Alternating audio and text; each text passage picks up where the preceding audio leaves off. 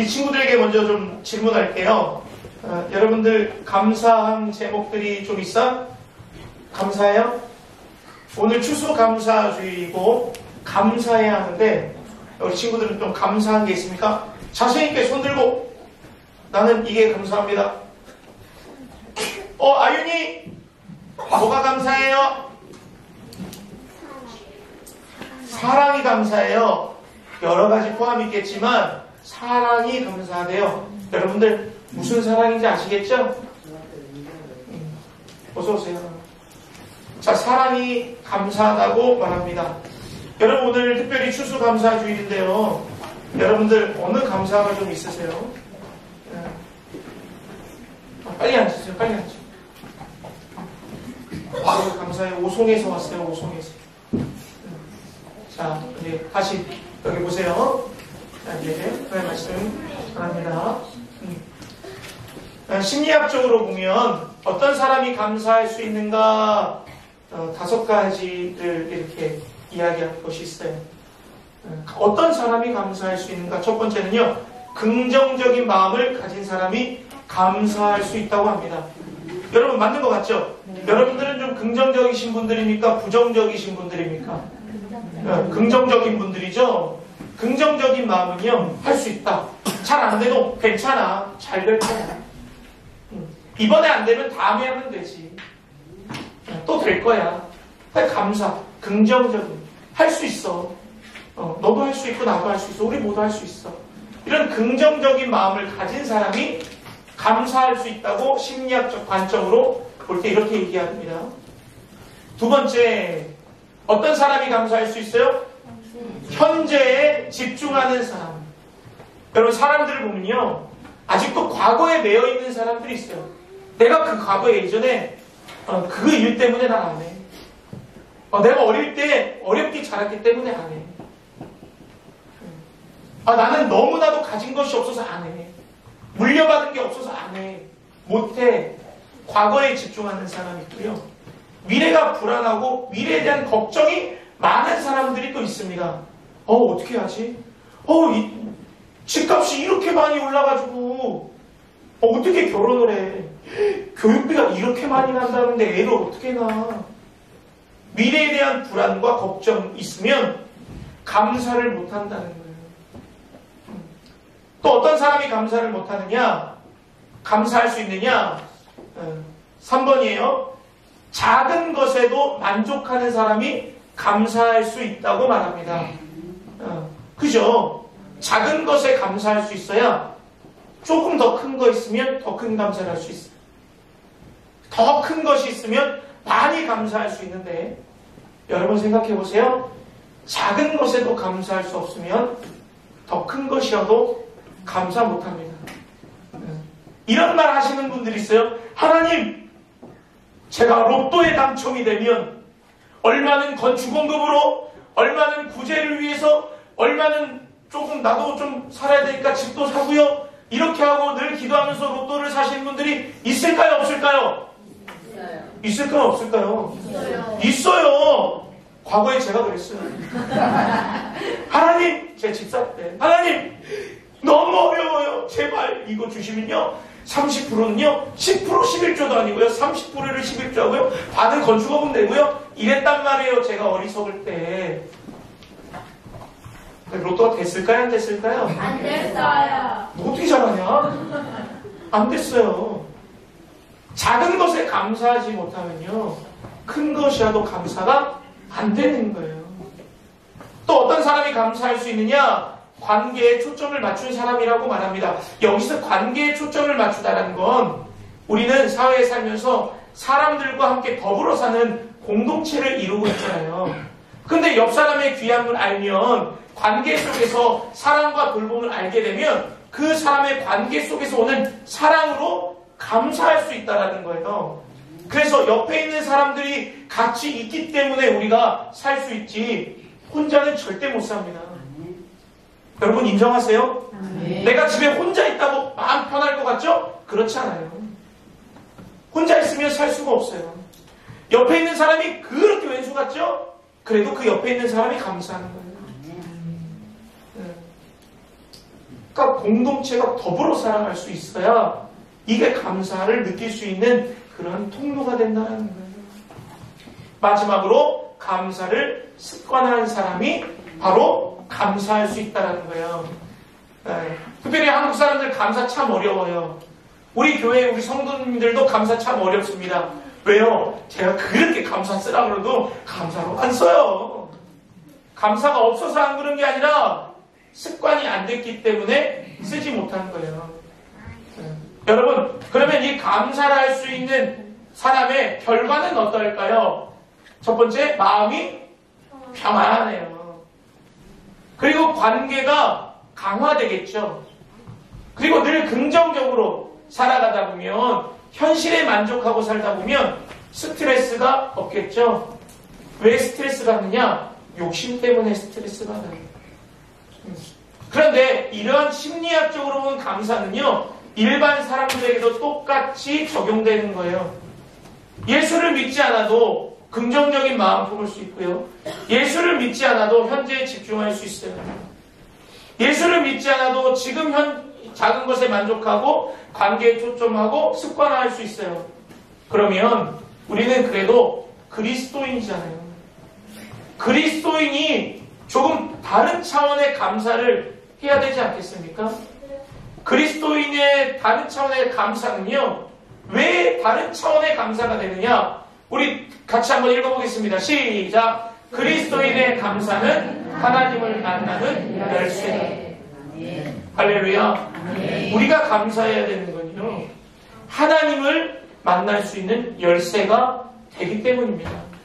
여러분, 다들 열쇠 하나씩은 가지고 계시죠? 자동차 키도 가지고 계시고요. 요즘은 도어락 다 걸려 있으니까 비밀번호만 알아도 다 들어갈 수 있습니다.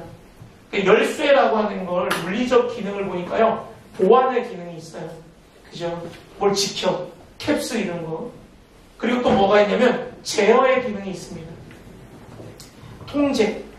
그리고 또 하나는 개방의 개념이 있어요. 개방된다는 건 잠겨 있는데 열리는 거죠.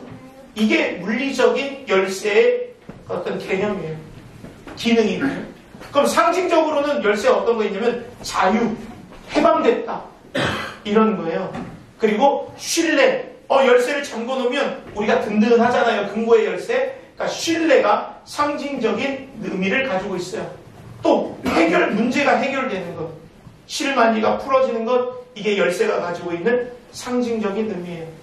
그렇다면 우리가 얻을 수 있는 그 열쇠의 어떤 신앙적 관점에서 열쇠는 바로 하나님의 자녀가 되는 믿음이 우리의 신앙적 열쇠가 되는 거죠. 할렐루야. 하나님을 만나는 것이 우리의 열쇠가 되어야 되는 거예요. 예수 그리스도께 나가는 것이 열쇠가 되어야 돼요. 여러분, 이 열쇠는 뭔가를 찾고 지키는 기능이 있어요. 우리가 이 열쇠를 소유해서 우리가 뭔가를 찾아야 돼요. 믿음도 찾아야 되고, 하나님도 찾아야 되고, 주님도 찾아야 되고, 우리의 영적 성장도 찾아야 되고. 근데 우리만 찾을까요? 하나님은 안 찾으실까요? 하나님도 찾으실까요? 누굴 찾으시느냐? 바로 예배자를 찾습니다. 요한복음 4장 23절 24절이에요. 함께 읽을게요. 아버지께 참되게 예배하는 자들은 영과 진리로 곧 입회라. 아버지께서는 이렇게 자기에게 예배하는 자들을 찾으시느니라. 찾는데잖아요. 누굴 찾는데요? 예배자를 찾는데요. 어떻게 드리는 예배자? 영과 진리로 예배드리는 예배자. 영과 진리가 뭐예요? 그래서 바로 성령입니다. 성령. 오늘 우리가 예배로 이 자리에 오게 하신 분은 누구예요? 성령 하나님이에요. 그리고 이곳에 모인 자들은 예수 그리스도로 연합한 공동체입니다. 성령께서 이끄셔서 예수 그리스도로 연합된 공동체가 지금 하나님 아버지께 예배드리고 있는 거예요. 그러니까 영으로 드려지는 예배는 우리의 마음과 뜻과 정성을 다하여 하나님과 교제하는 그 교제 가운데 성령께서 함께 하시고 이끌어 가시는 그 예배, 그 영으로 드려지는 예배, 이것이 바로 하나님이 찾으시는 예배죠. 진리는 뭐예요? 하나님의 말씀에 따라 우리가 정직하고 진실된 마음, 곧 믿음으로 드려지는 예배인 거예요. 성령께서 우리의 믿음으로 함께 연합되어 하나님께 예배드리는 그 사람, 그 예배자를 하나님이 찾으신다는 거예요. 그러면 하나님 예배자를 왜 찾는 거예요? 도대체 왜 찾는 거예요? 하나님도 우리를 찾으시는데 하나님이 그 예배자를 찾는 이유가 있을 거 아니에요? 우리가 자동차 키를 왜 찾습니까? 문을 열어서 뭐 하려고? 차 타려고. 근데 키가 잃어버렸어요. 우리 딸 방에 있는지도 모르고 계속 키를 찾다가 그럼 자동차 키를 막 찾으려고 했어요. 하나님이 우리를 찾으시는, 예배자를 찾으시는 이유가 무엇이냐? 첫 번째는 우리를 지으신 목적이 예배자로 세우셨기 때문입니다. 우리를 찾는 목적이 우리로 하여금 예배자로 서기 위해 만드셨어요. 우리 이사야서 43장 21절에요. 이 백성은 내가 나를 위하여 지었나니. 지었다. 뭐 하려고? 나를 찬송하게 하려고. 여러분, 우리는 하나님께 찬송하기 위하여 지음받은 하나님의 백성입니다. 아멘. 그러니까 그 하나님이 지으신 예배자를 찾는 거예요. 두 번째, 하나님이 왜 예배자를 찾느냐? 예배 가운데 하나님이 임재하시고 예배를 통하여서 하나님을 만날 수 있기 때문입니다. 시편 22편 3절입니다. 이스라엘의 찬송 중에 계시는 주야. 우리가 지금 찬양했어요? 기도했어요? 말씀을 듣고 있어요? 예배드리고 있습니다. 이것 가운데 하나님이 임재해 계시기 때문에 하나님이 예배를 그렇게 중요하게 말씀하시고 예배를 통해서 예배자를 찾게 됩니다. 아멘. 하나님과의 관계, 교제가 이루어지는 그 시간, 바로 예배 시간입니다. 그 다음 우리 하나님께서 우리를 예배자를 왜 찾느냐? 그 예배자를 찾는 이유는 바로 내 자녀를 찾는 거예요.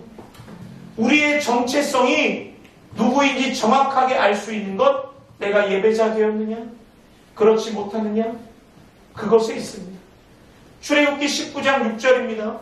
너희가 내게 대하여 제사장의 나라가 되며 거룩한 백성이 되리라. 거룩한 백성이 누구예요? 하나님의 자녀. 우리잖아요. 누굴 찾는 거예요? 너희는 거룩한 백성이 되라. 너희는 나에게 예배드려라. 하나님이 찾으신 이유는 우리를 하나님의 자녀로 부르시는 데 목적이 있기 때문입니다. 여러분, 또 하나 우리의 영적인 성장과 회복의 통로를 이끌기 위해서 하나님 우리를 예배로 부르시고 초대하시고 찾는 것. 그렇다면 여러분, 하나님은 우리 예배자를 찾으세요.